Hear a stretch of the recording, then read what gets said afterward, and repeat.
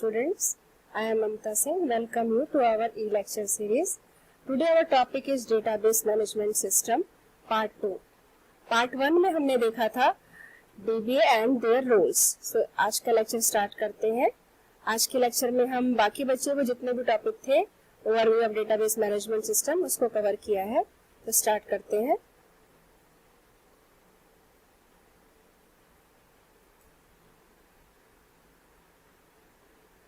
ये topic MSc computer science second semester के लिए बनाया गया है. पर ये topic BCom second year, BCA second year, PGDCA सभी के लिए कॉमन है.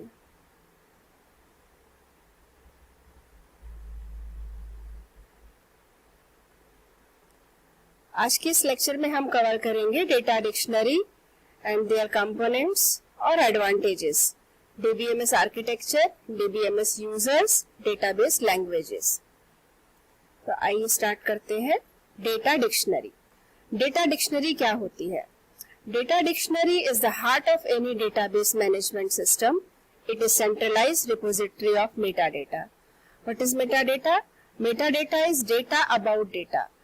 आपने देखा होगा जब भी आप कोई प्रोजेक्ट बनाते हैं, बीसीए आप पढ़े होंगे या बीएससी पढ़े होंगे, जैसे आप एमएससी के स्टूडेंट्स हैं, तो ग्रेजुएशन लेवल पे जब भी आप एक प्रोजेक्ट बनाए होंगे उसमें आप डेटाबेस बना के रखते हैं, टेबल बना के रखते हैं. तो उन टेबल का जो कलेक्शन होता है उसको हम डेटा डिक्शनरी कहते हैं. उस डेटा डिक्शनरी में किसी डेटा के बारे में बताया जाता है, that is Meta data. Data about data. Data के बारे में जो डेटा होता है वो मेटा डेटा होता है. Data dictionary is a file or set of file that contains records about other objects in the database. Data dictionary एक फाइल हो सकती है, सेट ऑफ फाइल्स हो सकती है, जो किसी दूसरे ऑब्जेक्ट के बारे में जो डेटाबेस में है हमें बताती है. The data dictionary contains important information such as what files are in the database and description of the data contained in the file. उस डेटाबेस में कौन सा डेटा है और उसका डिस्क्रिप्शन क्या है, ये सारा चीज डेटा डिक्शनरी में कवर होता है. डेटा डिक्शनरी में और क्या क्या चीजें रहती हैं वो हम देखते हैं. Data dictionary contain different information about database such as the names of field contained in all of the organization database. किसी डेटाबेस में जितने भी फील्ड्स हैं उन सबको, जैसे मान लीजिए आपका एक एम्प्लॉय नाम का एक डेटाबेस है जिसमें फील्ड होंगे employee name, employee ID etcetera. तो ये सब उसके डेटा फील्ड्स हुए. इसकी जानकारी हमें देता है. Number of tables and database present. उसमें कितने नंबर ऑफ टेबल प्रेजेंट है जिस हमें डेटा डिक्शनरी से पता चलता है. द डेटा टाइप, उन फील्ड्स का टाइप क्या है, वो इंटीजर है, रियल है, कैरेक्टर है, अल्फान्यूमेरिक है. ये सारी चीजें डेटा डिक्शनरी से हम टेबल के माध्यम से देख सकते हैं. उसकी साइज पता कर सकते हैं, लॉन्ग है, इंटीजर है, डबल है. तो डेटा डिक्शनरी एक ऐसा स्टोरेज होता है जिसमें डेटाबेस की सारी जानकारी हमें एट ए ग्लांस प्राप्त हो जाती है. हमने अपने स्क्रीन पे आप देख रहे हैं एक डेटा डिक्शनरी शो किया है जो किसी ऑर्गेनाइजेशन से संबंधित है, जिसमें आप देख रहे हैं field name, data type, field length, constraints and description. Field name में client ID, client name, password, contact number, email ID, maximum users, current users. ये हमारा फील्ड नेम है. अभी आपको थोड़ी देर पहले बताया कि फील्ड नेम क्या होता है. किसी टेबल का जो हेडिंग होता है वो फील्ड नेम होता है. फिर आप देख रहे हैं उसका टाइप क्या है, डेटा टाइप, कि क्लाइंट आईडी जो होगा वो इंटीजर होगा, क्लाइंट नेम नेचुरल है, वर्क ईयर होगा जिसमें हम कैरेक्टर लेते हैं, पासवर्ड भी वर्क ईयर होगा. वर्क ईयर में हम अल्फान्यूमेरिक ले सकते हैं, इसलिए वर्क ईयर का यूज किया जाता है. सिमिलरली और भी फील्ड के क्या डेटा टाइप है इस डिक्शनरी में आपको दिख रहा है. उसकी फील्ड की लेंथ क्या है ये दिखाई दे रही है. कंस्ट्रेंट्स, कंस्ट्रेंट मतलब होता है कौन से फील्ड को प्राइमरी की बनाया गया है, फॉरेन की बनाया गया है, वो भी आपको टेबल में दिखाई देगा. जैसा आप देख रहे हैं क्लाइंट आईडी को प्राइमरी की बनाया गया है, तो टेबल में वो दिख रहा है क्लाइंट आईडी प्राइमरी की. एंड डिस्क्रिप्शन, डिस्क्रिप्शन मतलब कौन से फील्ड किस चीज के लिए यूज हो रही है उसको वन लाइन में डिस्क्राइब किया गया है. Like client ID auto generated, client name, name of the client, password, login password, etc. Types of data dictionary. Data dictionary are two type. One is active data dictionary, another is passive data dictionary. Active data dictionary वो data dictionary होती है जब किसी database में कोई changes करने की आवश्यकता रिक्वायरमेंट होती है, तो डीडीएल के माध्यम से, डेटा डेफिनेशन लैंग्वेज के माध्यम से हम उसके डेटाबेस में कुछ अपडेट्स करते हैं, कुछ चेंज करते हैं. अगर हम उसके स्ट्रक्चर में कोई चेंज करते हैं तो डेटा डिक्शनरी, क्योंकि उसी डेटाबेस में मेंटेन होती है, वो ऑटोमेटिकली चेंज हो जाती है. तो एक्टिव डेटा डिक्शनरी में किसी प्रकार का मिसमैच नहीं होता यदि उस डेटाबेस में कोई चेंज हो. Passive data dictionary, passive data dictionary जो होती है वो अलग से मेंटेन की जाती है. उसके लिए कोई एक्सएमएल फाइल हो सकती है या एक अदर फाइल फॉर्मेट होता है. ऐसा होने की वजह से जब भी हम किसी फाइल के स्ट्रक्चर को चेंज करते हैं तो वो स्ट्रक्चर ऑटोमेटिकली डेटा डिक्शनरी का चेंज नहीं हो पाता, तो मिसमैच होने की पॉसिबिलिटी पैसिव डेटा डिक्शनरी में रहती है. Importance of data dictionary. Data dictionary हमें कैसे यूज होती है और क्या क्या इसका इंपॉर्टेंस है, इसको देखेंगे हम. To manage the details in large system, किसी भी सिस्टम के डेटा को मैनेज करने में. Use to communicate a common meaning of elements. To document the feature of the system. Databases uses information of data dictionary for tuning the performance of system. System की performance को tuning के लिए data dictionary एक important role play करता है. Data dictionary के बाद हमारा अगला टॉपिक है डीबीएमएस आर्किटेक्चर. किसी भी चीज का आर्किटेक्चर उसकी डिजाइन को डिफाइन करता है. So DBMS design depends upon its architecture. The basic client-server architecture is used to deal with a large number of PCs, web servers, database server, and other components that are connected with network. The architecture of DBMS depends on the computer system on which it runs. किसी भी database का जो architecture होता है वो उसके system पर depend करता है, जिस सिस्टम पर वो रन होता है. तो हम देख सकते हैं कि डेटाबेस का जो आर्किटेक्चर होता है वो उस डेटाबेस की डिजाइन को डिफाइन करता है. डीबीएमएस का सबसे पॉपुलर आर्किटेक्चर जो है वो 3 लेवल आर्किटेक्चर होता है, जिसे हम 3 टायर आर्किटेक्चर भी कहते हैं. इससे पहले 1 टायर 2 टायर आर्किटेक्चर भी है, बट पॉपुलर यूज ऑन इसी स्ट्रक्चर का किया जाता है, जिसे 3 लेवल आर्किटेक्चर या आंसी स्पार्क आर्किटेक्चर या 3 स्कीमा आर्किटेक्चर कहा जाता है, जिसमें 3 व्यूज होते हैं, 3 लेवल्स होते हैं. External level, conceptual level and internal level. First is external level. It is highest और top level of data abstraction. सबसे टॉप लेवल का जो लेयर होती है उसे एक्सटर्नल लेयर बोलते हैं, जिसमें सबसे ज्यादा डेटा एब्स्ट्रैक्शन होता है. What is data abstraction? Data abstraction means hiding of data. यह ऐसे लेवल होता है जिसको कौन अटेंड करता है? Users, and users. जितने भी एंड यूजर्स होते हैं वो एक्सटर्नल लेवल से इंटरेक्ट करते हैं, उनको अदर लेवल से कोई मतलब नहीं होता. तो ये कैसा होना चाहिए जिसमें यूजर्स को सॉफ्टवेयर और हार्डवेयर का टोटल डीबीएमएस कहाँ पे स्टोर है, क्या उसका स्ट्रक्चर है, इससे कोई मतलब नहीं होता. वो अपनी क्वेरी करता है और उसको रिजल्ट चाहिए होता है. तो एक्सटर्नल लेवल पे यूजर व्यू आते हैं, concern with the user view, और एन नंबर ऑफ यूजर इससे इंटरेक्ट कर सकते हैं, जिसमें सॉफ्टवेयर हार्डवेयर का नॉलेज होना कोई जरूरी नहीं है. कंसेप्चुअल व्यू या logical view. It is middle level of architecture and concern with the entities, data type, relationship, user operations and constraints. यह मिडिल लेवल होती है जो डेटाबेस की एंटिटीज, डेटा टाइप और रिलेशनशिप. डेटा टाइप अभी थोड़ी देर पहले आपको बताया, जैसे इंटीजर, कैरेक्टर, ये सब होते हैं एंटिटीज.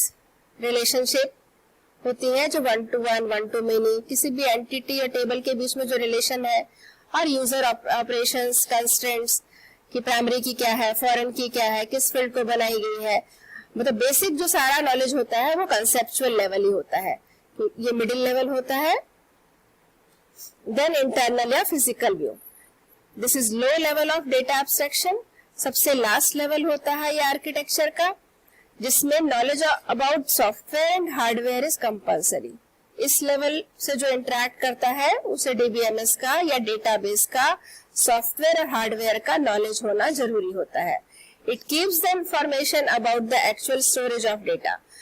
डेटा कहाँ पर स्टोर है, कैसे स्टोर है, कितनी मेमोरी ले रहा है, किस फॉर्मेट में है, ये सारी चीजें इंटरनल व्यू में स्टोर होती हैं। स्क्रीन में हम देख सकते हैं डेटाबेस का architecture. A 3-tier architecture separate its tiers from each other based on the complexity of the users and how they use the data present in the database. Database में present data को कैसे use करते हैं, उसकी complexity को कैसे separate कर सकते हैं एक दूसरे से, तो ये आप फिगर में देख सकते हैं।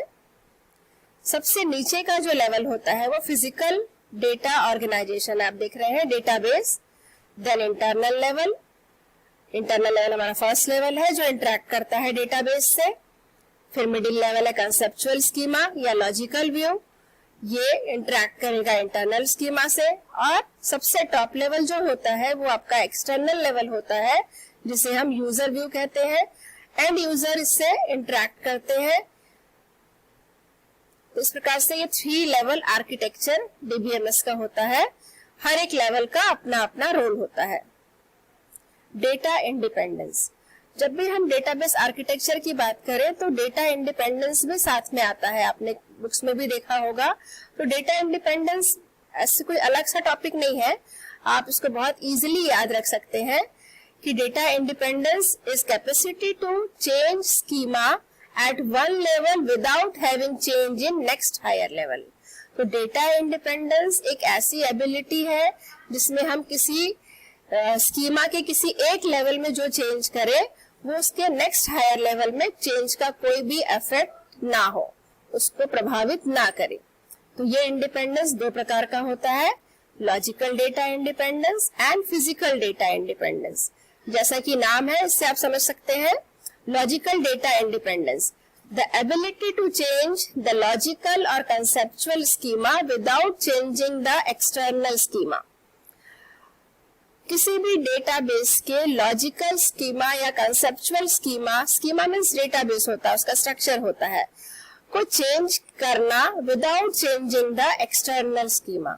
उसके एक्सटर्नल स्कीमा को बिना चेंज किए हुए कंसेप्चुअल स्कीमा को चेंज करना लॉजिकल डेटा इंडिपेंडेंस होता है।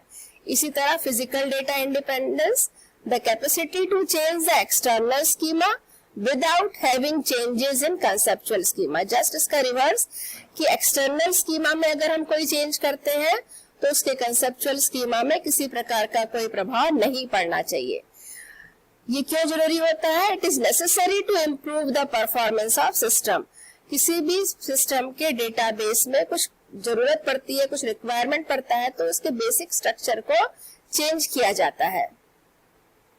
एग्जाम्पल ऑफ डेटा इंडिपेंडेंस, यह एक एग्जाम्पल है किसी यूनिवर्सिटी डेटाबेस में हम देख सकते हैं 3 लेवल आपको दिखाई दे रहा है, external schema, view 1, view 2, conceptual schema and physical schema. इसको हमने कोर्स के माध्यम से और सिंटेक्स के माध्यम से बताया है जो जिससे आपको आसानी से समझ में आ जाए। फिजिकल स्कीमा में आप देखेंगे relations stored as unordered files, index on first column of students. क्योंकि ये डेटाबेस यूनिवर्सिटी का है तो उसमें जो डेटा होंगे वो स्टूडेंट से रिलेटेड, फैकल्टी से रिलेटेड, कोर्स से रिलेटेड होंगे।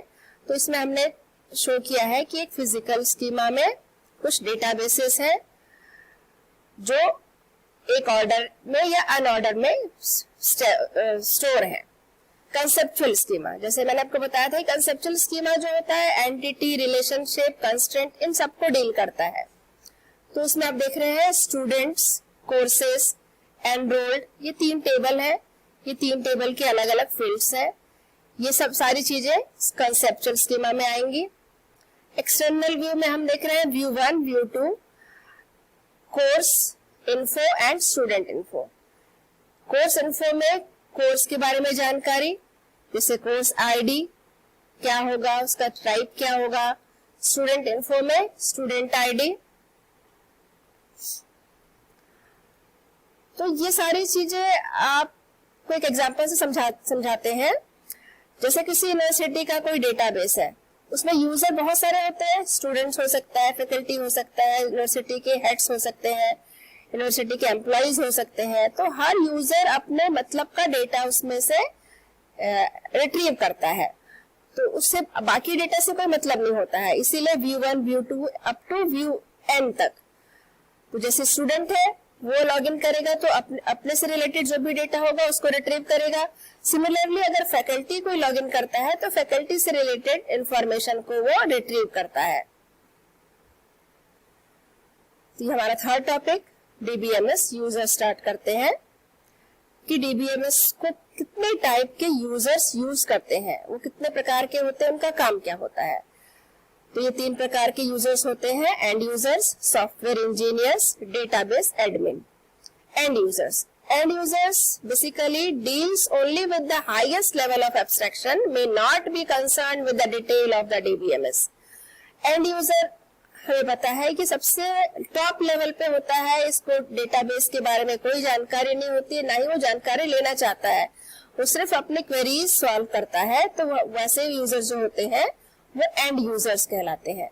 इन एंड यूजर्स के भी सब टाइप है, लाइक कैजुअल एंड यूजर।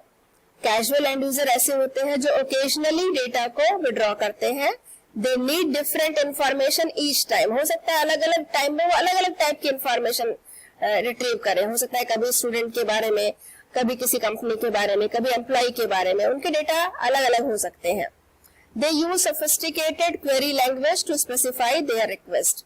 अपने रिक्वेस्ट को भेजने के लिए वो किसी क्वेरी लैंग्वेज का यूज करते हैं। नेव और parametric users. Naive users are unsophisticated users which has no knowledge of the database. इन्हें डेटाबेस का कोई नॉलेज नहीं होता है, अनसोफिस्टिकेटेड यूजर होते हैं। बट ये यूजर जो होते हैं वो इस डेटाबेस का ज्यादा यूज करते हैं, क्योंकि हालांकि ये these users are like a layman which has a little bit of knowledge of the database, जिनको डेटाबेस का थोड़ा बहुत नॉलेज होता है, परंतु ये इससे बहुत इंटरेक्ट करते हैं। फॉर एग्जाम्पल किसी बैंक के एम्प्लॉय, कोई clerk, railway ticket, e ticket जब हम काटते हैं या काउंटर पे जो यूज होते हैं सिस्टम, तो उसमें जो यूजर बैठ रहा है वो एक सिस्टम को ऑपरेट करता है, एक सॉफ्टवेयर को ऑपरेट करता है। उसमें कोई जरूरी नहीं होता कि जो बैंक के सिस्टम को ऑपरेट कर रहा है उसको पूरा डिटेल उसे पता हो, उसके स्ट्रक्चर के बारे में वो जानता हो। उसे सिर्फ बेसिक नॉलेज पता होता है कि इस बटन से ये ऐसा प्रेस होता है, इसके बाद ये आएगा, ऐसी एंट्री होगी और ऐसा ये लास्ट में सबमिट किया जाएगा। तो इस प्रकार के जो यूजर्स होते हैं जिनको लिटिल बिट ऑफ नॉलेज होता है कंप्यूटर का, परंतु वो डेटाबेस का ज्यादा यूज करते हैं, दैट इज नेव और parametric user. Sophisticated users. Sophisticated users can be engineers, scientists, business analysts who are familiar with the database. ऐसे यूजर्स जो एक साइंटिस्ट हो सकते हैं, इंजीनियर्स हो सकते हैं, एनालिस्ट हो सकते हैं, जो डेटाबेस से फेमिलियर हो, जानते हो डेटाबेस क्या होता है, इसका स्ट्रक्चर क्या होता है। They interact with the system without writing programs, instead they form their request in a database query language. ये अपनी जो रिक्वेस्ट होती है बिना किसी प्रोग्राम को लिखे बिना कर सकते हैं, परंतु ये डेटाबेस क्वेरी लैंग्वेज का यूज करके अपने रिक्वेस्ट को सेंड करते हैं। They submit each query to a query processor. प्रत्येक क्वेरी प्रोसेसर के पास जाती है, क्वेरी प्रोसेसर उससे रिलेटेड डेटा को एक्सट्रैक्ट करता है और यूजर्स तक पहुंचाता है। Specialized user. Also sophisticated users who write specialized database application that do not fit into the traditional data processing framework. कुछ specialized users ऐसे users होते हैं जो applications लिखते हैं, जैसे CAD, Computer Aided Design, Multimedia Database Programs. Application programmers से हम थोड़ा बहुत कोरिलेट कर सकते हैं कि इन्हें प्रोग्राम का अच्छा नॉलेज होता है और ये कुछ प्रोग्रामिंग कर सकते हैं। सेकंड कैटेगरी है सॉफ्टवेयर इंजीनियर्स।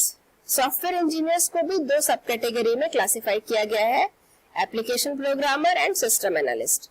एप्लीकेशन प्रोग्रामर वो होता है जो राइटिंग डेटाबेस प्रोग्राम इन सम प्रोग्रामिंग लैंग्वेजेस, कुछ प्रोग्रामिंग लैंग्वेजेस का यूज करके डेटाबेस प्रोग्राम वो बनाता है, जो कोबोल हो सकती है, C++ हो सकती है और any other language. Application programs access database by issuing the appropriate request to the DBMS। कुछ एप्रोप्रिएट रिक्वेस्ट सिंटैक्स को भेजकर डेटाबेस से रिक्वेस्ट किया जाता है और क्वेरी सॉल्व की जाती है। System analyst, architect as well as the project leader of an information system. वो किसी इंफॉर्मेशन सिस्टम का आर्किटेक्ट हो सकता है, प्रोजेक्ट लीडर हो सकता है। Develop solution to user problem, user की जो भी प्रॉब्लम आती है, क्वेरी आती है, उससे रिलेटेड जो सॉल्यूशन डेवलप करता है, that is system analyst. He or she determine the technical and operational feasibility of their solution। उस सॉल्यूशन के लिए टेक्निकल और ऑपरेशनल फिजिबिलिटी क्या है उसको डिफाइन करना, प्रोजेक्ट की कॉस्ट को डिफाइन करना, उसका एस्टिमेट लगाना और इम्प्लीमेंट करना सिस्टम एनालिस्ट का काम होता है। फाइनली थर्ड कैटेगरी जो होती है यूजर की, that is database administrator, DBA।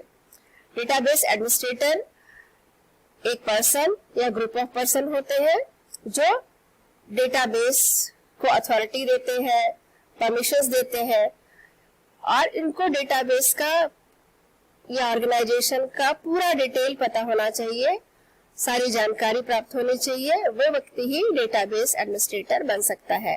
इसका डिटेल हमने अपने वीडियो के पार्ट 1 में कवर किया है, इसमें डेटाबेस क्या, DBA क्या होता है और उसके रोल्स क्या है इसे बताया गया है, तो आप उसे रेफरेंस ले सकते हैं पार्ट 1 वीडियो से। आज के लेक्चर का लास्ट टॉपिक है डेटाबेस लैंग्वेजेस। डेटाबेस को कौन कौन से लैंग्वेजेस का यूज करके उसको हम इम्प्लीमेंट करते हैं वो देखेंगे। Structured query language SQL, as we all know, is a database language by the use of which we can perform certain operations on the existing database, and also we can use this language to create a database। Structured query language एक ऐसी language है जिसका use करके हम database create कर सकते हैं और इसका यूज डिफरेंट टाइप की क्वेरीज को सॉल्व करने में किया जाता है। ये बहुत सारी कैटेगरीज में कैटेगराइज होती है, like DDL, DML, DCL, TCL। DDL is data definition language, एक एक करके हम देखेंगे। डेटा डेफिनेशन लैंग्वेज बहुत सारे कमांड्स आते हैं जिसमें से कुछ कमांड्स हमने लिया है, create, alter, drop, truncate, comment and rename। create is used to create object in the database। Database में ऑब्जेक्ट क्रिएट करने के लिए, टेबल क्रिएट करने के लिए इस कमांड का यूज किया जाता है। Alter, alter the pattern of the database, किसी भी डेटाबेस के डिजाइन को अगर अल्टर करना होता है तो अल्टर कमांड का यूज किया जाता है। Drop, this help in detecting objects. Truncate, erase all record from table। comment, adding of comments to data dictionary। rename, useful in renaming an object, किसी भी ऑब्जेक्ट को वापस नाम बदलने के लिए, रीनेम करने के लिए इसका यूज किया जाता है। इसका डिटेल और सिंटैक्स एक एक करके हम देखते जाते हैं। Create statement or command is used to create a new database in structured query language। The create command create an object in a relation database management system। The commonly used create command is as follows। Syntax में हम देख सकते हैं किसी create command का use किस प्रकार किया जाता है। create table, टेबल का नाम और उसके कॉलम्स। ड्रॉप, ड्रॉप कमांड से किसी भी डेटाबेस को डिस्ट्रॉय या डिलीट किया जाता है। आप इसका सिंटेक्स देख सकते हैं, drop, type of object, name of object. Alter, alter command enhance the object of database in structured query language. It modifies the properties of database object. किसी भी डेटाबेस ऑब्जेक्ट की प्रॉपर्टी को अगर हमें मॉडिफाई करना है, चेंज करना है, तो अल्टर कमांड का यूज किया जाता है। सिंटेक्स आप देख सकते हैं, अल्टर कमांड के साथ उस ऑब्जेक्ट का नाम देना होता है, टाइप देना होता है। रीनेम, उस ऑब्जेक्ट को अगर हमें रीनेम करना है, नाम बदलना है, तो इस कमांड का यूज किया जाता है। तो ये कुछ कमांड थे जो DDL के थे। नेक्स्ट हम देखते हैं data manipulation language. Data manipulation जैसे नाम ही है इसका, इसके अंतर्गत जो भी कमांड आएंगे वो मैनिपुलेट करने से रिलेटेड होंगे। It has statement which are used to manage the data within the pattern of objects. कुछ कमांड इसके हैं जैसे सेलेक्ट का यूज डेटाबेस में कुछ रिकॉर्ड्स को या पूरे रिकॉर्ड्स को, पार्टीशन ऑफ रिकॉर्ड्स को अगर हमें सेलेक्ट करना है तो इस कमांड का यूज किया जाता है। सिंटेक्स में select column 1, column 2 from table name. जिस भी कॉलम को आपको सेलेक्ट करना है वो कॉलम का आप नाम देंगे और उस टेबल का नाम देंगे जिस टेबल से डेटा को सेलेक्ट करना है। Insert, help in inserting data into a table. किसी टेबल में डेटा कैसे इंसर्ट करना है, जैसे आपने स्टूडेंट का टेबल बनाया, एम्प्लॉय का टेबल बनाया, अब उसमें डेटा डालने हैं। जैसे स्टूडेंट का टेबल है तो स्टूडेंट का नाम क्या होगा, रोल नंबर, उसकी क्लास, उसके मार्क्स, तो ये सारी वैल्यूज कैसे जाएंगी, तो वैल्यू इंसर्ट कमांड से जाती है। उसका सिंटेक्स है insert into table, table name, table का नाम रहेगा और जो भी वैल्यूज आप डालना चाहते हैं वो वैल्यू रहेगी। अपडेट, टेबल के डेटा को अपडेट करने के लिए अपडेट कमांड का यूज किया जाता है, जिसमें वेयर क्लॉज का यूज होता है। सिंटेक्स में आप देख सकते हैं अपडेट टेबल नेम, उस टेबल का नाम जिसके डेटा को अपडेट करना है, उस कॉलम की वैल्यू जिस कॉलम में अपडेट करना है, एंड वेयर क्लॉज।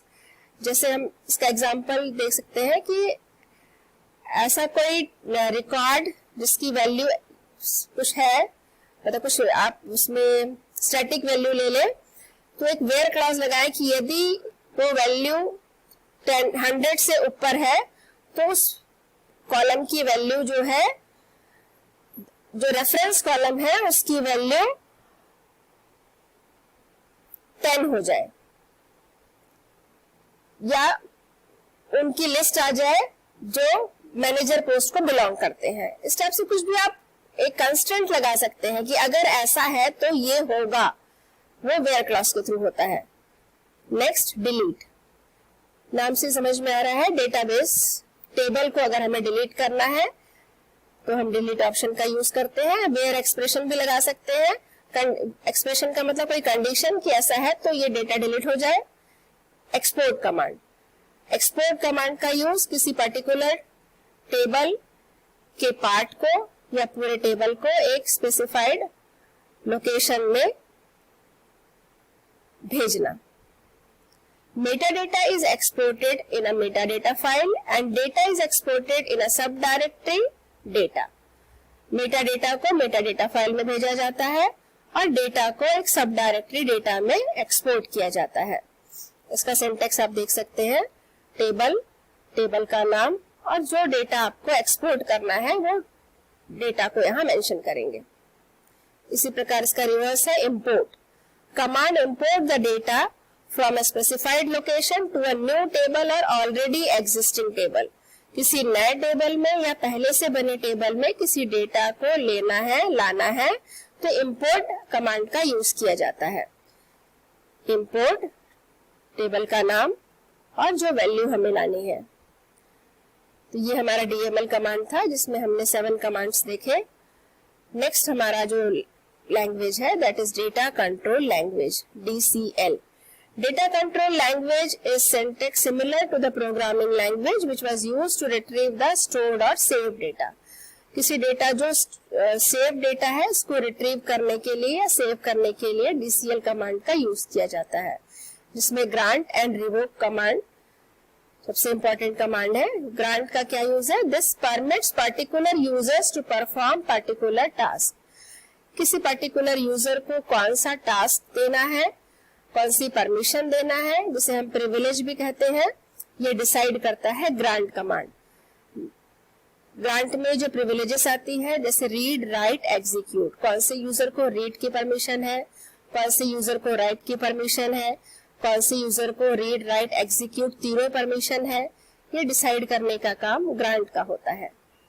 सिंटेक्स आप देख सकते हैं, grant, privilege name, object name, कुछ ऑप्शनल है इसमें, अगर आपका यूज है तो डाल सकते हैं, अदरवाइज नहीं डाल सकते। Revoke, it blocks the previously granted untrue permissions. अगर किसी को पहले से परमिशन दी गई है ग्रांट के थ्रू, पर हमें उसे परमिशन हटानी है, तो हम रिवोक कमांड का यूज करते हैं। हमारी नेक्स्ट लैंग्वेज है transaction control language, TCL। TCL has commands which are used to manage the transaction or the conduct of database. Database में जो भी ट्रांजैक्शंस होते हैं उनको मैनेज करने के लिए TCL का यूज किया जाता है। They manage the change made by the data manipulation language and also group up the statement in a logical management. जो भी चेंजेस DML के द्वारा किए जाते हैं उन सबको एक्सेप्ट करने के लिए TCL लैंग्वेज में कमांड्स अवेलेबल होते हैं। फर्स्ट कमांड है इसका commit, use to save work. जो भी हम काम करते हैं उसको हमको सेव करना है तो कमिट कमांड का यूज किया जाता है। This command permanently save the transaction into the database.